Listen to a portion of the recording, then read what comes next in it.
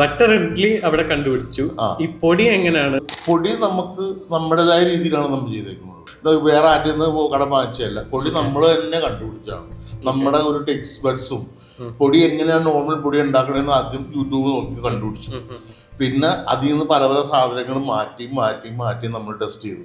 പക്ഷെ ഇത് ഈ ബട്ടറായിട്ട് സിങ്ക് ആകുന്നത് നമ്മള് നിങ്ങൾക്ക് ബട്ടർ കഴിക്കുമ്പോൾ നല്ല ടേസ്റ്റ് വരും, പൊടി കഴിക്കുമ്പോൾ ടേസ്റ്റ് ഉണ്ട്. പക്ഷെ പൊടിയും ബട്ടറും ഇഡ്ഡലിയും കൂടി കഴിക്കുമ്പോഴാണ് കറക്റ്റ് ടേസ്റ്റ് വരും. കാരണം ഒന്ന് നമ്മൾ യൂസ് ചെയ്യുന്ന ഉഴുന്ന് ബട്ടറായിട്ട് ഭയങ്കര രീതി സിങ്ക് ചെയ്യും. നമ്മൾ ഇവിടെ കിട്ടുന്ന ഉഴുന്ന് ഇട്ട് കഴിഞ്ഞാൽ ഉഴുന്നിന്റെ ഫ്ലേവർ മാസ്ക് ചെയ്ത് നിൽക്കും. നമ്മുടെ കടയിലൊന്നും നിങ്ങൾ ഇഡ്ഡലി കഴിച്ചു കഴിഞ്ഞാൽ നിങ്ങൾക്ക് ഉഴുന്നിന്റെ ഫ്ലേവർ അധികം കിട്ടില്ല. കാരണം ബട്ടറും ഇഡ്ഡലിയും കൂടി മാത്രം കഴിച്ചാലും നിങ്ങൾക്ക് അതിൽ ബാലൻസ് ചെയ്ത് അങ്ങോട്ട് പോകും. ഈ ഒരു ബട്ടർ അല്ലെങ്കിൽ ആ ഒരു ഉഴുന്നിന് നമ്മൾ എന്ത് ഫ്ലേവർ കൊടുക്കുന്നു ആ ഫ്ലേവർ ആ ഉഴുന്ന് എൻഹാൻസ് ചെയ്യും.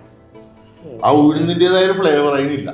പക്ഷെ ഇതൊക്കെ നമ്മൾ മനസ്സിലാക്കുന്നത് നമ്മൾ ഈ ഒരു ട്രാക്കിൽ കൂടി വന്നുകൊണ്ടാണ്.